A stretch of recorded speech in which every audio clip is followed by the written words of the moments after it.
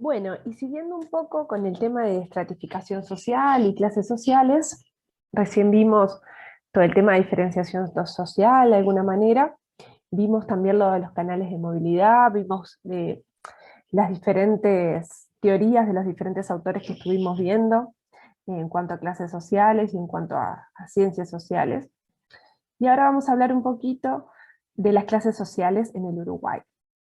En el texto, vamos a ver que en el texto de referencia que utilizamos para esta parte, que es el texto de Marrero, van a ver que nos habla de que en Uruguay se pueden observar 4 clases sociales de alguna manera, o una estratificación social en 4 clases.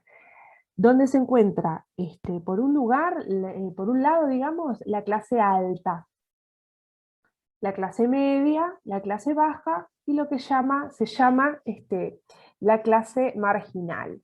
Dentro de la clase alta, van a ver que en el texto se habla de 2 autores. Por un lado tenemos a Errandonea, que es un profesor de Facultad de Ciencias Sociales, y también tenemos a Juan Pablo Terra, que si bien ellos utilizan la misma clasificación o estratificación, cuando van a la proporción de cada clase social en la distribución en Uruguay, tienen algunas diferencias, pero bueno, si nos centramos o tomamos como referencia a Errandonea, vemos que la clase alta apenas responde al 1,5% de la población. Y nos habla de que estas personas que pertenecen a la clase alta acumulan un volumen de capital muchísimas veces, más de 20 veces mayor que las de las demás clases sociales. Fíjense que hablamos de un 1,5% de la población que acumula la mayor cantidad de capital y de alguna manera riqueza y medios de la población. Después se describe lo que es la clase media, que frecuentemente escuchamos hablar de que la clase media, que Uruguay es un país de clases medias, y que la mayor proporción de la población pertenece a la clase media. Sin embargo, ambos autores, tanto Randonea como Terra, nos dicen que la clase media anda alrededor entre un 30 y un 20% de la población, y que es la clase baja la que ocupa la mayor proporción de personas en nuestro país. ¿Sí? Y después se coloca la clase marginal, que está por debajo en cuanto a sus ingresos, a su inserción, fundamentalmente vamos a ver en el mercado laboral, tanto urbana como rural. Como decíamos, esta autora Randonea va a hacer como esta división entre una clase rural y una clase urbana. Y dentro, tanto del medio rural como del medio urbano, vamos a encontrar que existen una estratificación que responde al medio rural y otra estratificación que responde al medio urbano, y que fundamentalmente tienen que ver con el modo de producir y con el aparato productivo que en el medio rural es diferente al medio urbano. Muy bien. Entonces, vamos a ver que dentro del medio rural, ¿verdad? Este autor nos habla de la clase rural, nos hace como esta estratificación en 6 grupos, ¿verdad? Por un lado, los grandes propietarios, que ¿quiénes son los grandes propietarios? Son la minoría de las personas propietarios rurales. Estamos hablando de establecimientos que tienen mucho peso y tienen un valor muy elevado, no solo el valor que tiene la tierra, que son establecimientos que tienen más de 3.000 hectáreas de pronto de ganadería extensiva, más de 300 hectáreas de agricultura, ¿verdad? Estos son realmente grandes propietarios porque sus tierras tienen un gran valor, pero también su capacidad productiva es muy potente. Y son apenas en el entorno de los 1.300 propietarios. Imagínense, en todo el país solamente 1.300 son estos grandes propietarios rurales, donde sus establecimientos son muy extensos, y el capital que manejan, tanto por el valor de la tierra como el valor productivo que tienen esas tierras, es muy superior. Y si pensamos en esto también, históricamente nuestro país se caracteriza por una producción de ganadera, ¿verdad? Nos caracterizamos por eso. Entonces, podríamos decir que estamos frente a una de las clases sociales, de alguna manera, más poderosas y con mayor acumulación de capital. Después, este autor nos habla de los propietarios medianamente grandes, que son también propietarios que tienen alrededor entre 1.000 y 2.500 hectáreas de ganadería extensiva, entre 100 y 200 hectáreas de agricultura extensiva también, o de pronto 200 de agricultura intensiva, y si bien son propietarios que tienen una gran influencia en el medio local, es menor a nivel nacional de pronto a la influencia que pueden tener los demás sectores de la economía, políticos e influencias que tienen los grandes propietarios, ¿sí? Los propietarios medianos, de alguna manera, son aquellos que se van a situar, si pensamos en lo de las clases sociales que dijimos al principio, pertenecen a la clase social media, ¿verdad? Son personas de clase media.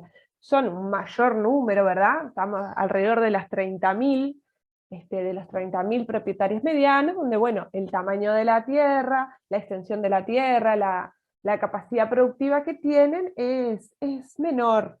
Y sobre todo está ocupado por esos establecimientos donde la mayoría de los trabajadores son intrafamiliares, por ejemplo, o el volumen de trabajadores es menor que tanto en los otros dos anteriores.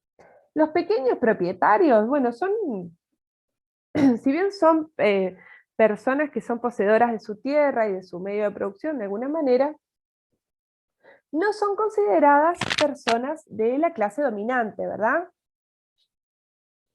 Porque tienen algún tipo de relación de dependencia, si bien no laboral, pero no alcanzan a tener esa independencia que de pronto tienen los establecimientos de los tres grupos anteriores. Los propietarios rurales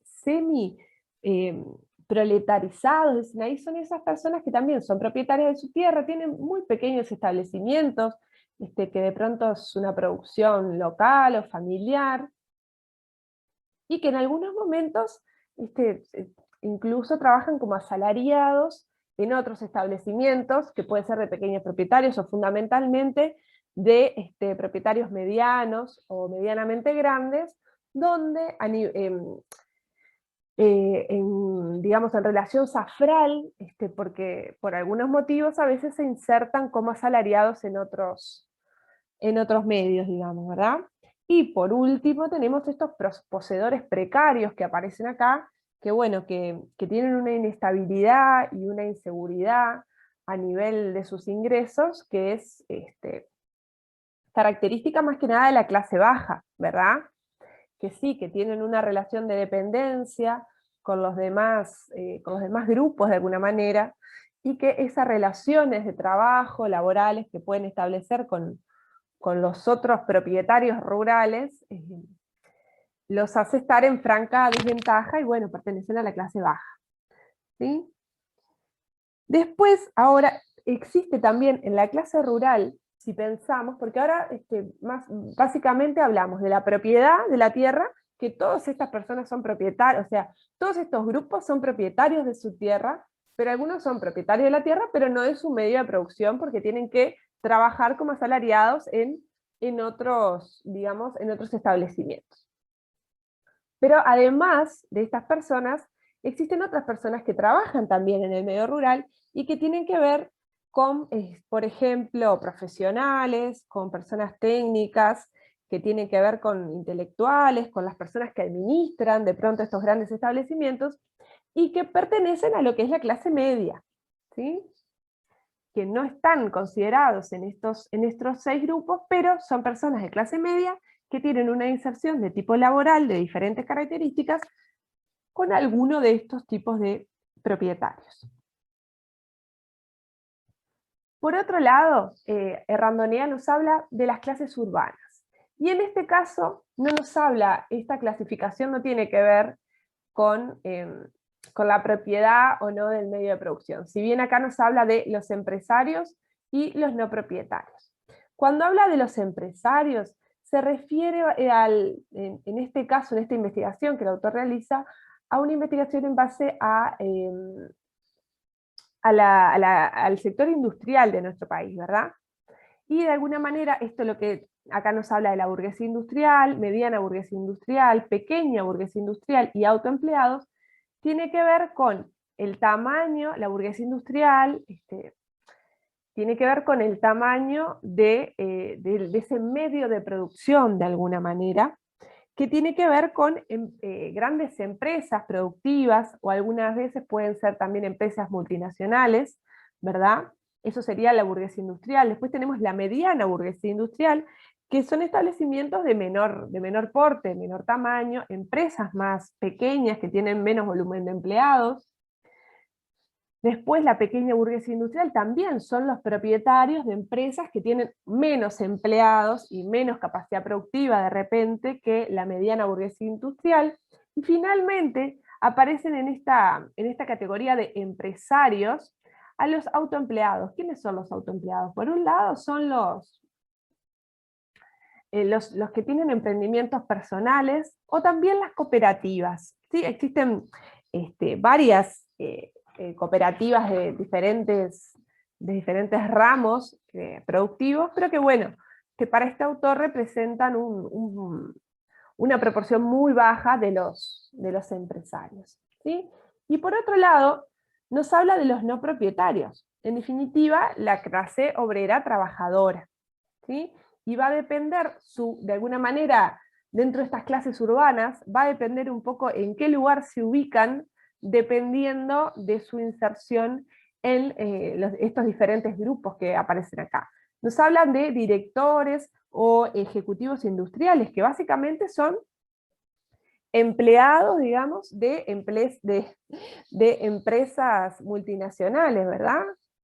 Que tienen altos salarios, que tienen una inserción laboral estable, donde tienen un montón de beneficios asegurados, ¿verdad? Y son esos cargos de confianza, cargos de gerencia, que tienen altos salarios, y pueden, si bien no son propietarios del medio de producción o de la empresa, llamémosle, son personas que pertenecen en general a la clase alta y ocupan los sectores dominantes de nuestra sociedad. En este otro escalón tenemos a lo que es la burocracia administrativa industrial. ¿Sí? Y acá tenemos a lo que son los empleados con características administrativas de lo que es la industria, ¿verdad? Que tienen ingresos fijos, ¿sí?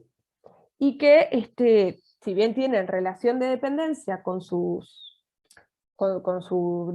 fuente de empleo, tienen salarios aceptables, que tienen condiciones de vida aceptables, buenas también, y que sus retribuciones son mejores, y por tanto también son mejores sus condiciones de vida que los pertenecientes a la clase obrera industrial, ¿verdad?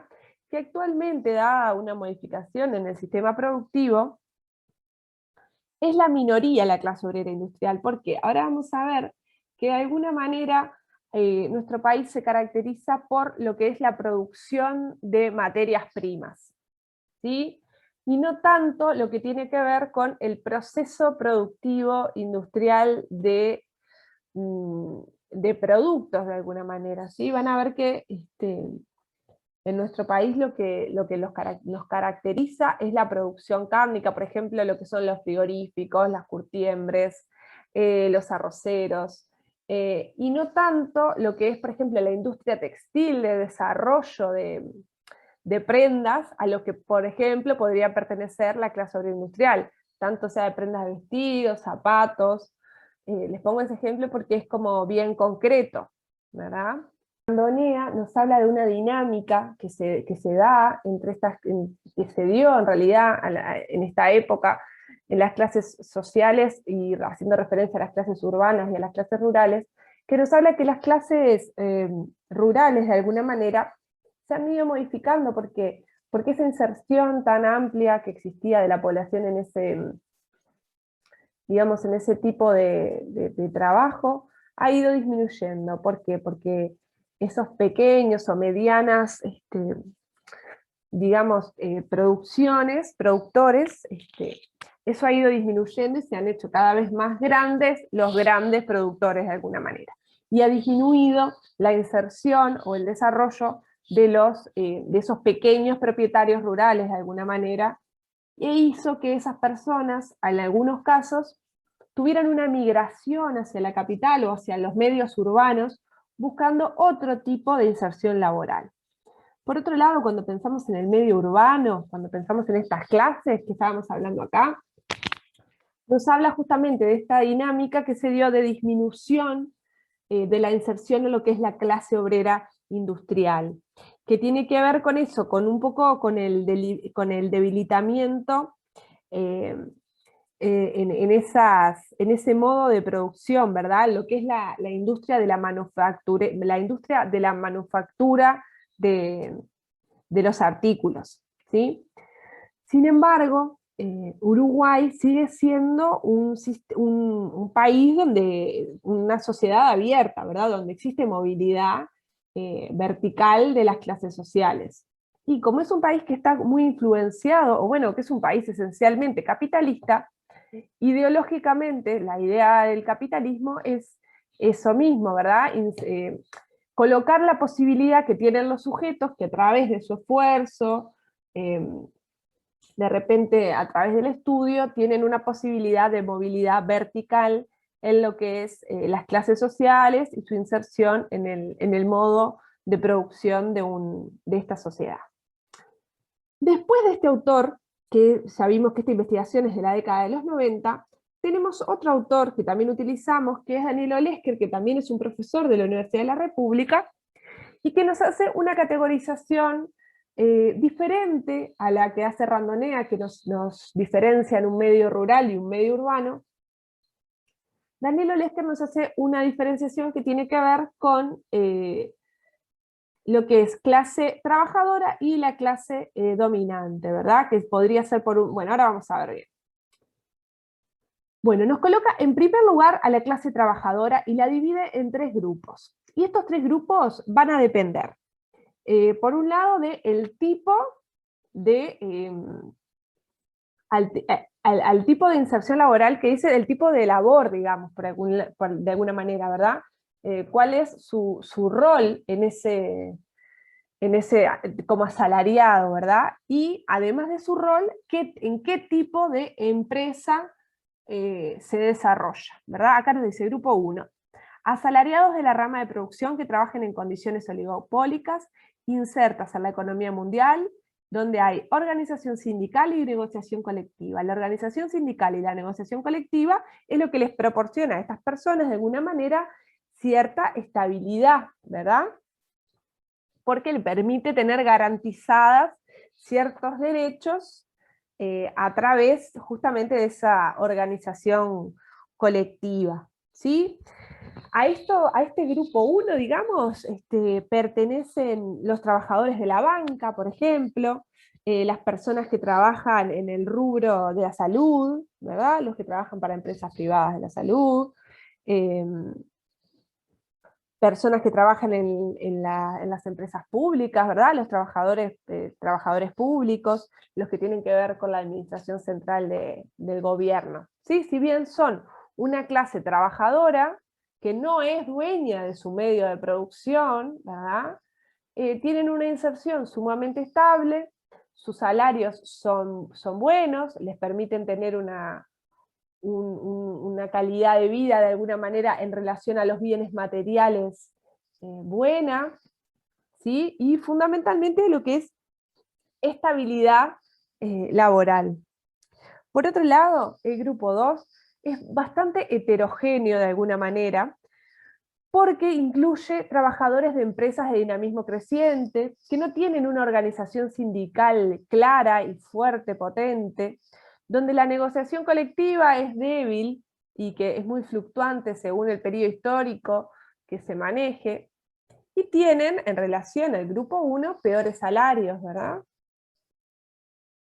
y por tanto la estabilidad laboral no es tan buena, así como no lo son los salarios que le permiten acceso a determinados bienes y servicios que le garantizan de alguna manera unas condiciones de vida que le permiten insertarte mejor en la sociedad. Y finalmente tenemos los trabajadores del grupo 3, que son los trabajadores que están en peores condiciones, que son trabajadores informales, como pueden ser, por ejemplo, no sé, trabajadoras y trabajadores domésticas, personas que realizan, trabajadores de las empresas de seguridad, trabajadores eh, zafrales de algunos rubros, eh, bueno, trabajadores temporarios, esas personas, por ejemplo, que de repente te cortan el pasto, ¿verdad?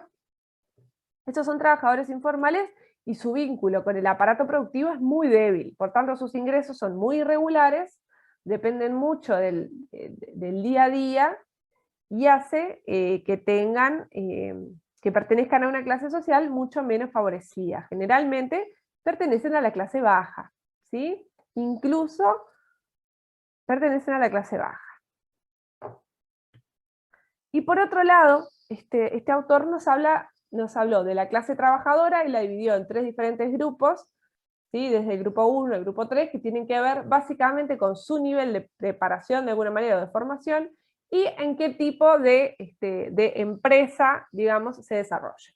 Y por otro lado, sí aparece la clase dominante, donde vuelven a aparecer, y si podemos hacer como el nexo con lo que es la clase rural, los grandes exportadores, los grandes propietarios de las cadenas comerciales, todos los propietarios, digamos, o las sociedades que tienen que ver con el sistema bancario, los dueños de los medios de comunicación, ¿sí? Y también los que pertenecen a la burocracia gubernamental, ¿verdad? Y acá nos coloca la palabra capitalistas, el autor, y tiene que ver con un poco qué es ser capitalista. Tiene que ver con vivir de un capital, ¿sí? Y en ese sentido también nos habla, dentro de esta clase dominante, de lo que es una burguesía conciliadora, por el autor, y una burguesía nacional. La burguesía conciliadora son realmente los grandes exportadores, que tienen un vínculo con el aparato productivo a nivel internacional, o sea, nacional, y tienen que ver con la exportación, ¿verdad? Sin embargo, la burguesía conciliadora tiene que ver de pronto con estos medianos comerciantes, productores rurales que orientan su producción al mercado interno, los dueños de los principales medios de comunicación, que son una burguesía que tiene un poder fundamentalmente a nivel nacional, ¿verdad? Y así, de alguna manera, pudimos conformar el concepto de clases sociales en el Uruguay. Vieron que se utilizan tanto un autor como el otro, por un lado, la propiedad del medio de producción o de la tierra, y por otro lado, su inserción en ese aparato productivo o las diferentes categorizaciones como trabajadores. En ese sentido es interesante que podamos hablar un poco de lo que ha sido la evolución en el tiempo, digamos, lo que es la dinámica en nuestro país de modificación en cuanto a las clases sociales. Existe escasa bibliografía que nosotros hemos podido consultar en cuanto a este tema, en cuanto a otro tipo de caracterización de las clases sociales, y lo que hemos visto, si pensamos en una evolución y tratamos de venir un poco más hacia el presente, es que si bien en la década, después de los 80, estamos pensando en una sociedad y en un aparato productivo saliendo de una dictadura, y después en la década del 2000, la primera década del 2000, que se atraviesa una crisis económica en los primeros años del 2000 muy fuerte, trae algunas consecuencias que fundamentalmente las investigaciones nos dicen que afectaron a los sectores medios y bajos de la población. Si bien las clases altas, en algunos, tuvieron un impacto, se vio un impacto, este impacto fue mucho menor que el que atravesaron las clases medias y bajas. ¿Qué sucede? ¿Por qué nos interesa a nosotros conocer esto? Y bueno, porque como bien dijimos, tanto la propiedad del medio de producción como la inserción que tengan las personas en ese aparato productivo va de alguna manera a depender cuál es la posibilidad de acceso a los bienes y servicios materiales y también a las redes sociales que las personas tienen acceso. Y por tanto, también va a tener que ver con el proceso de salud o enfermedad que atraviesan la vida de las personas, ¿sí? Y esto es un poco lo que queríamos colocar acá al final. ¿Por qué nos importa como futuros odontólogos esto de las clases sociales? No tiene que ver con con algo arbitrario, sino que es esencial porque sabemos que hay un acceso diferencial a las condiciones de salud que dependen de la clase social a la que se pertenezca. ¿Sí? Tanto, como recién dije, al acceso de bienes y servicios, como también a las condiciones de vida, a la estabilidad laboral de alguna manera que permite que las personas se sientan mejor, porque esa seguridad funciona como plataforma para el desarrollo de otras actividades y por supuesto que funciona como plataforma para el desarrollo de la salud de las personas. Estas son las referencias que utilizamos, ¿verdad? El texto de Marrero, que es un poco el de clases sociales en el Uruguay, que es un poco lo que estuvimos viendo. Tenemos estos textos de Canepa, y tenemos también este texto de Olesker, que es el que nos habla de esta clasificación en clase trabajadora y clase dominante de los dueños de los medios de producción. Bueno, estamos a las órdenes, ahora nos vamos a encontrar en la próxima clase en el encuentro práctico y vamos a poner algunos ejemplos que nos van a ayudar un poco a comprender mejor qué tiene que ver esto de las clases sociales, qué tienen que ver las clases sociales en el Uruguay. Bueno, estamos a las órdenes, jóvenes.